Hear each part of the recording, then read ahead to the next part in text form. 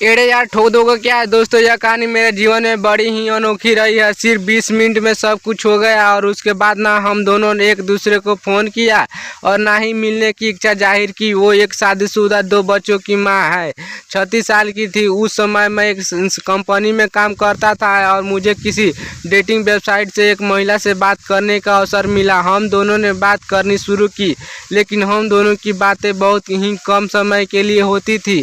उस महिला ने मुझे पहले ही कह दिया था कि जब तक वो मुझे मिस कॉल ना दे फ़ोन मत करना। मैंने उसकी बात मान ली।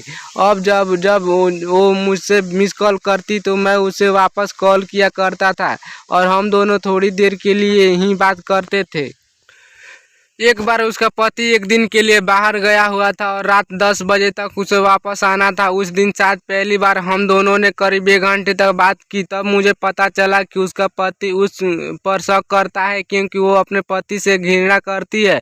पूछने पर उसने बताया कि उसके पति का उसकी माँ के साथ शारीरिक संबंध है और यह बात उसके दोनों बच्चों की भी मालूम थी। उसके बाद उसका किसी लड़के से इश्क चला, लेकिन कुछ समय बाद वो लड़का किसी और शहर में चला गया।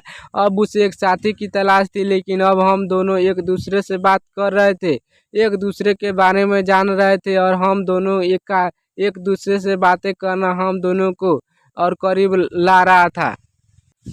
एक रोज़ मैंने शाम को अपने ऑफिस में अपने मोबाइल से उसे एसएमएस किया और उसके पति ने देख लिया। अब आधे घंटे बाद उसका मेरे पास फ़ोन आया कि उसके पति ने वो एसएमएस देख लिया है जो मैंने भेजा था और अब उसे उस पर शक है और वो मेरा कुछ भी कर सकता है। एक बार मैं डर गया, लेकिन दूसरे ही पल मैंने कहा कोई प्रॉब्लम नहीं है, मैं संभाल लूँगा। लेकिन ये सब बातें हम दोनों को और करीब ले आई। उसकी पति का उस पर शक होना आग में घी डालने का काम कर रहा था और हम दोनों और करीब आ रहे थे। अब उसके पति ने उसका मोबाइल भी ले लिया था। लैंडलाइन से फ़ोन करना नामुमकिन था, तो उसने अपनी मेड के मोबाइल से मुझे सुबह मिस कॉल करना शुरू किया। तो मैंने वापस कॉल किया। हम दोनों और करीब आ चुके थे। मेरे मन में सिर्फ एक चाह थी, प्यार नहीं था उसके लिए, लेकिन मैं एक बार उससे मिलना चाहता था। एक दिन रात को उसका फ़ोन आया कि कल सुबह उसके पति को एक अर्जेंट मीटिंग में कहीं जाना है और उसके बच्चों,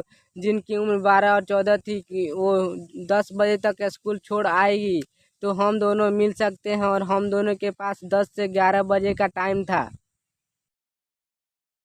मैंने अपनी बाइक उठाई और उसकी बताई जगह पर पहुंच गया। पहुंचकर मैंने उसे फ़ोन किया तो उसने कहा कि वो बच्चों को छोड़कर वापस आ रही है और 10 मिनट में पहुंच जाएगी। अब 10 से 15 हो चुके थे और मैं बहुत उत्तेजित हो रहा था। 10 मिनट बाद मैंने उसे फिर फ़ोन किया तो उसने कहा सिर्फ 5 मिनट और इंतज़ार करो। मैं तरफ रहा था उस पाने के लिए और समय बढ़ रहा था।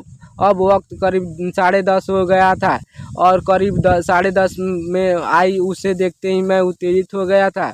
उसका भरा हुआ शरीर, गोरा बदन, उसकी आंखें कमाल थी।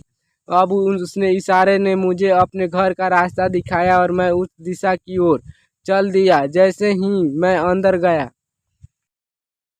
उसने दरवाज़ा बंद कर दिया। दरवाज़ा बंद करते ही मैंने उसे अपनी बाहों में लेकर किस करना शुरू कर दिया। शायद वो भी चाहती थी। फिर उसने कहा कि हमारे पास समय कम है क्योंकि मैं 11 बजे आ जाएगी। मैं समय बर्बाद ना करते हुए अब हम दोनों उसके कमरे में चले गए और एक दूसरे को चूमने लगे।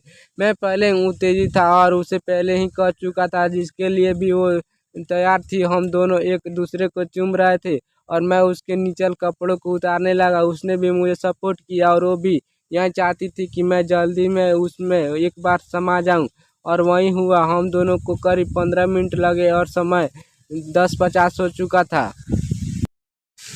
हम एक दूसरे में समा कर अपने आप को ठीक कर चुके थे। उसने अपनी मैम को फ़ोन किया। उसने कहा कि वो 5 मिनट में पहुंच रही है, लेकिन अब मेरे जाने का समय था। हम दोनों ने एक दूसरे को किस किया और जुदा हो गए और उसके बाद एक दूसरे से कोई संपर्क नहीं।